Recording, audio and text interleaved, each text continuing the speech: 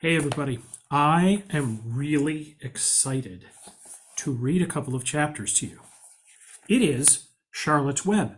My goodness, that's backwards.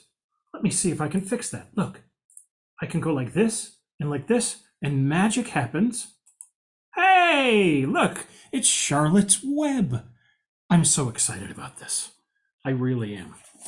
Why don't we start with chapter 1 called Before Breakfast. "Where's Papa going with that axe?" said Fern to her mother as they were setting the table for breakfast. "Out to the hog house," replied Mrs. Arable. "Some pigs weren't born last night." "I don't see why he needs an axe," continued Fern, who was only 8. "Well," said her mother, "one of the pigs is a runt. It's very small and weak, and it will never amount to anything, so your father has decided to do away with it." "Do away with it?" said Fern. "You mean kill it? Just because it's smaller than the others?"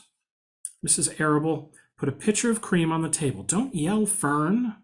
Your father is right. The pig would probably die anyway."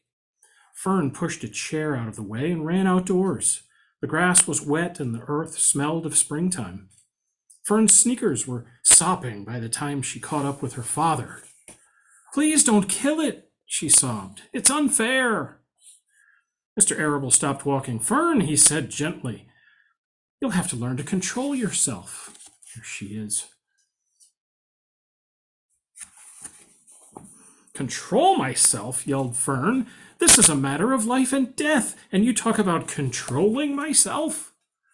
Tears ran down her cheeks, and she took hold of the axe and tried to pull it out of her father's hand. "Fern," said Mr. Arable, "I know more about raising a litter of pigs than you do. A weakling makes trouble. Now run along." "But it's unfair," cried Fern. "The pig couldn't help being born small, could it? If I had been born very small at birth, would you have killed me?" Mr. Arable smiled. "Certainly not," he said, looking down at his daughter with love. "But this is different. A little girl is one thing, a little runty pig is another." "I see no difference," replied Fern, still hanging on to the axe. "This is the most terrible case of injustice I have ever heard of." A weird look came over John Arable's face. He seemed almost ready to cry himself. "All right," he said. "You go back to the house, and I'll bring the runt when I come in. I'll let you start it on a bottle like a baby. Then you'll see what trouble a pig can be." When Mr. Arable returned to the house half an hour later, he carried a carton under his arm. Fern was upstairs changing her sneakers. The kitchen table was set for breakfast, and the room smelled of coffee, bacon, damp plaster, and wood smoke from the stove. "Put it on her chair," said Mrs. Arable. Mr. Arable set the carton down at Fern's place. Then he walked to the sink and washed his hands and dried them on the roller towel. Fern came slowly down the stairs. Her eyes were red from crying. As she approached her chair, the carton wobbled, and there was a scratching noise. Fern looked at her father. Then she lifted the lid of the carton. There inside, looking up at her, was the newborn pig. It was a white one. The morning light shone through its ears, turning them pink. "He's yours," said Mr. Arable, "saved from an untimely death, and may the good Lord forgive me for this foolishness." Fern couldn't take her eyes off the tiny pig. "Oh," she whispered, "just look at him. He's absolutely perfect." She closed the carton carefully. First, she kissed her father, then she kissed her mother, then she opened the lid again, lifted the pig out, and held it against her cheek.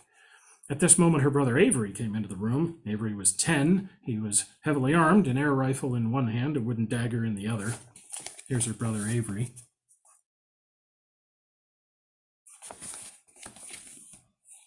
"What's that?" he demanded. "What's Fern got?" "She's got a guest for breakfast," said Mrs. Arable. "Wash your hands and face, Avery." "Let's see it," said Avery, setting his gun down. "You call that miserable thing a pig? That's a fine specimen of a pig. It's no bigger than a white rat." "Wash up and eat your breakfast, Avery," said his mother. "The school bus will be along in half an hour." "Can I have a pig too, Pop?" asked Avery. "No, I only distribute pigs to early risers," said Mr. Arable. Fern was up at daylight trying to rid the world of injustice. As a result, she now has a pig. A small one, to be sure. Nevertheless, a pig. It just shows what can happen if a person gets out of bed promptly. Let's eat. But Fern couldn't eat until her pig had a drink of milk. Mrs. Arable found a baby's nursing bottle and a rubber nipple. She poured warm milk into the bottle, fitted the nipple over the top, and handed it to Fern. "Give him his breakfast," she said. There she is. A minute later, Fern was seated on the floor in the corner of the kitchen with her infant between her knees, teaching it to suck from the bottle. The pig, although tiny, had a good appetite and caught on quickly. The school bus honked from the road. "Run," commanded Mrs. Arable, taking the pig from Fern and slipping a donut into her hand. Avery grabbed his gun and another donut. The children ran out to the road and climbed into the bus. Fern took no notice of the others in the bus. She just sat and stared out the window, thinking what a blissful world it was and how lucky she was to have entire charge of a pig. By the time the bus reached school, Fern had named her pet, selecting the most beautiful name she could think of. "Its name is Wilbur," she whispered to herself. She was still thinking about the pig when the teacher said, "Fern, what is the capital of Pennsylvania?" "Wilbur," replied Fern dreamily. The pupils giggled. Fern blushed. Chapter 2. Wilbur.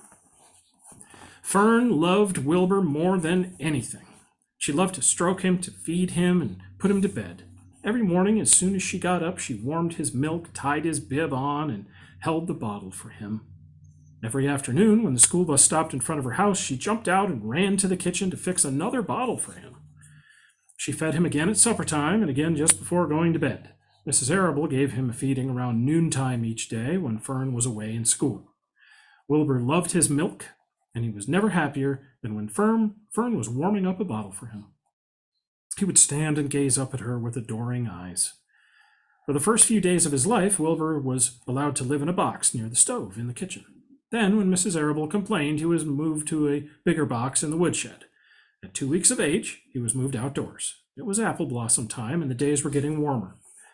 Mr. Arable fixed a small yard specially for Wilbur under an apple tree, gave him a large wooden box full of straw with a doorway cut in it so he could walk in and out as he pleased. "Won't he be cold at night?" asked Fern. "No," said her father. "You watch and see what he does."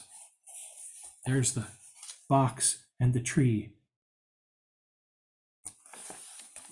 Carrying a bottle of milk, Fern sat down under the apple tree inside the yard. Wilbur ran to her, and she held the bottle for him while he sucked. When he had finished the last drop, he grunted and walked sleepily into the box. Fern peered through the door. Wilbur was poking the straw with his snout. In a short time, he had dug a tunnel into the straw.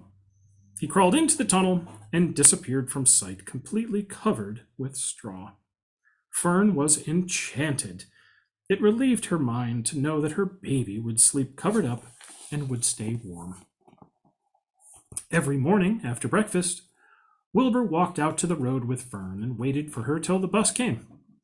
She would wave goodbye to him, and he would stand and watch the bus until it vanished around a turn.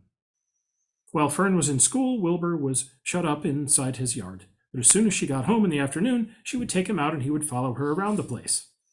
If she went into the house, Wilbur went too. If she went upstairs, Wilbur would wait at the bottom step until she came down again. If she took her doll for a walk in the doll carriage, Wilbur followed along. Sometimes on these journeys, Wilbur would get tired, and Fern would pick him up and put him in the carriage alongside the doll. He liked this, and if he was very tired, he would close his eyes and go to sleep under the doll's blanket. He looked cute when his eyes were closed because his lashes were so long. The doll would close her eyes too, and Fern would wheel the carriage very slowly and smoothly so as not to wake her infants. There they are. There's Wilbur. One warm afternoon, Fern and Avery put on bathing suits and went down to the brook for a swim. Wilbur tagged along at Fern's heels. When she waded into the brook, Wilbur waded in with her. He found the water quite cold, too cold for his liking. So while the children swam and played and splashed water at each other, Wilbur amused himself in the mud along the edge of the brook where it was warm and moist and delightfully sticky and oozy. Every day was a happy day, and every night was peaceful. Wilbur was what farmers call a spring pig, which simply means that he was born in springtime. When he was 5 weeks old, Mr. Arable said he was now big enough to sell and would have to be sold. Fern broke down and wept, but her father was firm about it. Wilbur's appetite had increased. He was beginning to eat scraps of food in addition to milk. Mr. Arable was not willing to provide for him any longer. He had already sold Wilbur's 10 brothers and sisters. "He's got to go, Fern," he said. "You've had your fun raising a baby pig, but Wilbur is not a baby any longer, and he has to be sold." "Call up the Zuckermans," suggested Mrs. Arable to Fern. "Your Uncle Homer sometimes raises a pig, and if Wilbur goes there to live, you can walk down the road and visit him as often as you'd like." "How much money should I ask for him?" Fern wanted to know.